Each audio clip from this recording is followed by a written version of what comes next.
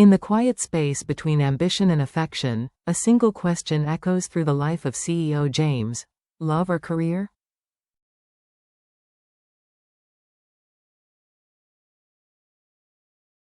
He was once a man who had it all: wealth, a flourishing company, the respect of colleagues, and the admiration of society.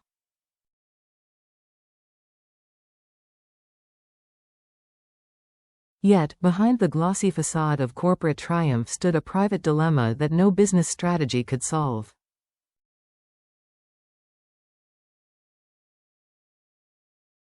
His love for Tú Diep, a woman marked by hardship, resilience, and scars from a turbulent past, would soon test the limits of loyalty, reputation, and sacrifice.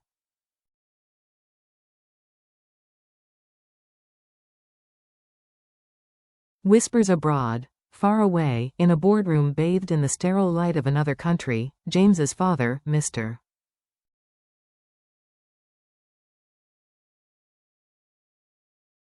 Hone, was conducting a high-stakes negotiation. He had built his empire with an iron hand, his reputation polished like a shield.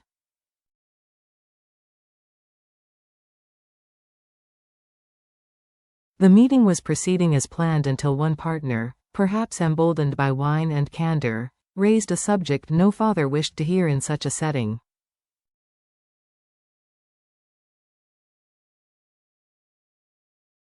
Mr. Hone, a good leader like you, why would you allow your son to entangle himself in such a relationship? With a woman already married once, and with a child? Surely, this threatens the image of your family and your company.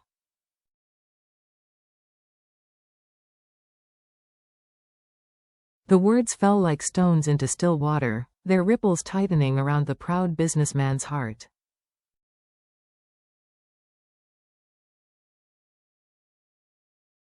Mr. Hone's face hardened. For a man who thrived on appearances and alliances, the thought of his son's private life staining the company's name was intolerable.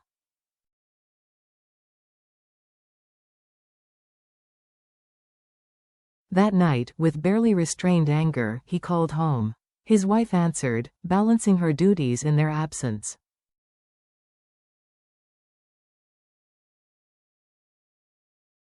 You must come abroad immediately, he urged. Arrange your affairs and join me. We cannot allow James to continue down this reckless path.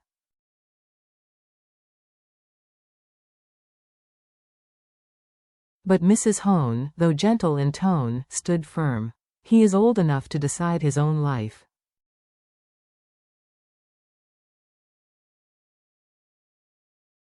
I trust his judgment. The call ended in silence, each parent tethered to a different vision of their son's future.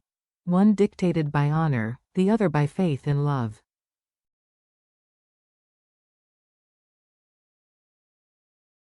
A thunderbolt at the cafe. Meanwhile, James worked tirelessly at his company, unaware of the storm gathering against him.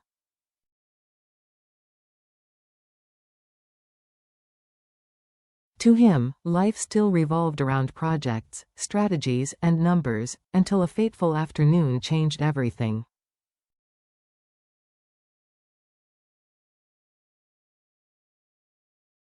He had arranged to meet a trusted subordinate at a quiet coffee shop. The conversation began casually, but soon his colleague's expression grew somber.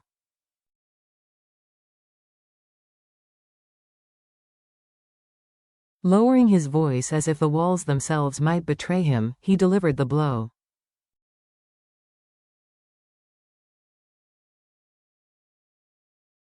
Mr. James, from today, we can no longer follow your instructions. Your father has issued an official order.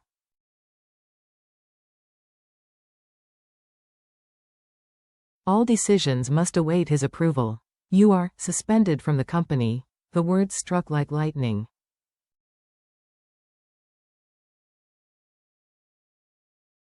James gripped his glass, stunned. His own father had cut him off, not with warning, but with the finality of exile.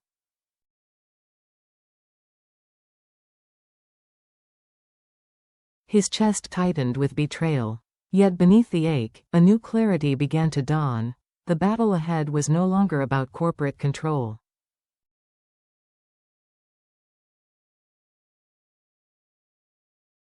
It was about the right to live freely, to choose love over duty, and to protect Tú Diệp and NHI at any cost.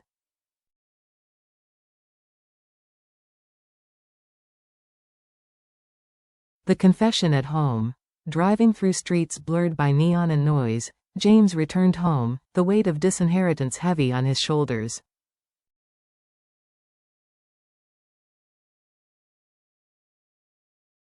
His mother, folding laundry in the living room, looked up in surprise. "Why are you home so early? Is work finished already?"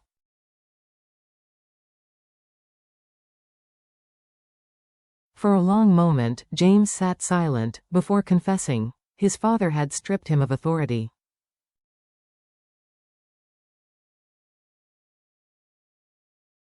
His career, everything he had built, was now controlled from afar. His mother froze, the fabric slipping through her fingers.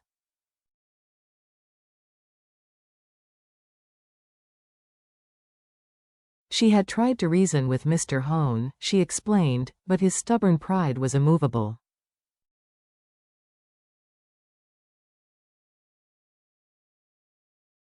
Still, she reminded James of one truth.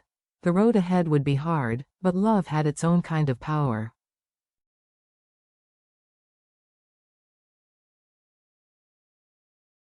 James smiled faintly, determination flickering in his eyes. If I lose the company but keep the person I love, then it is not a loss.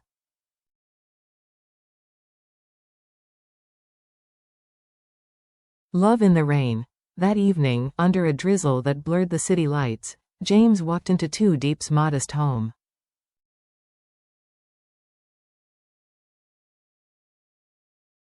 She was clearing the table after dinner, while young NHI bent over her homework, humming softly.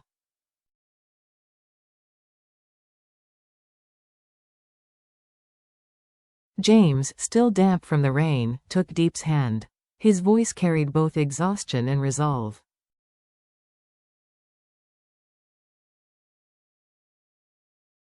I've been dismissed. I no longer run the company. Tears welled in Diep's eyes. James, don't lose your career because of me and my child.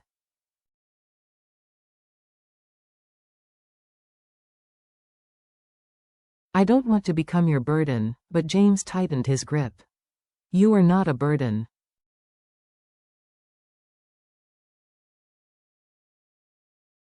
You are my reason to keep fighting.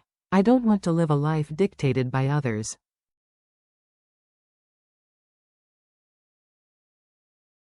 I want to live for myself, for us. At that moment, NHI rushed over and wrapped her small arms around him.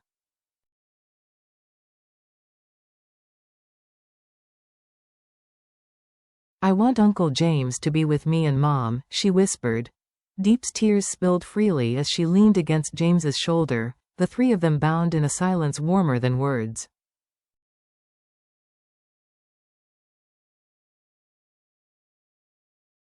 A father's warning. Later that night, James picked up the phone and dialed his father.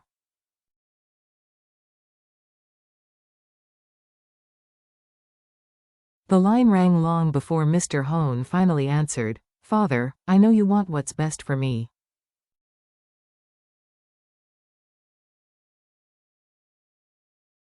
But I love Diep. If the company won't allow me the freedom to choose my own life, then I will start over from scratch.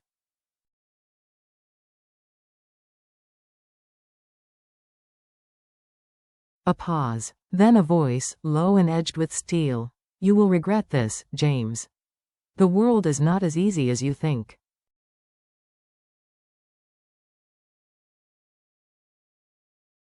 But James did not falter. I am ready to face it.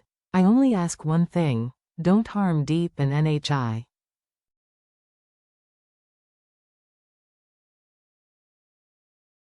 The silence that followed was heavier than words. Packing away the past, at dawn, James returned to the company for the last time.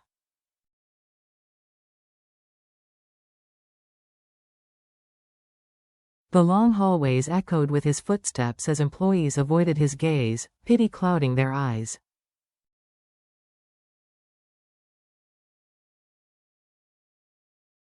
He gathered his belongings into a small suitcase, symbols of a career dismantled not by failure, but by love's defiance.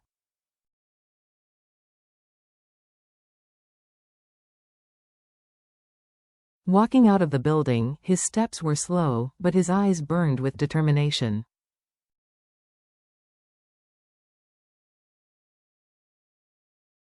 He was free, not in the way he had once imagined, but in a way that mattered far more.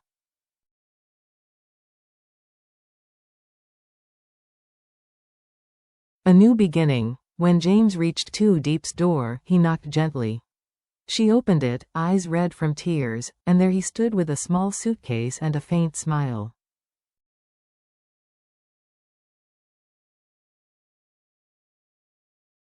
"I'm free now," he said softly. "I'll rebuild everything from scratch, as long as I have you and NHI by my side."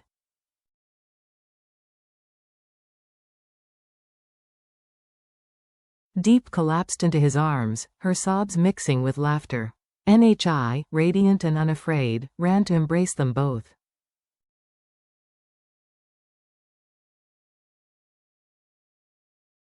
For the first time in a long while, the air was filled not with fear or sorrow, but with the fragile warmth of hope.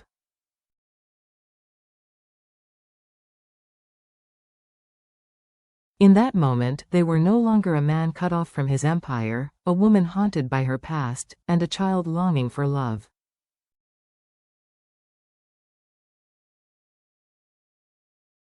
They were a family, beginning anew.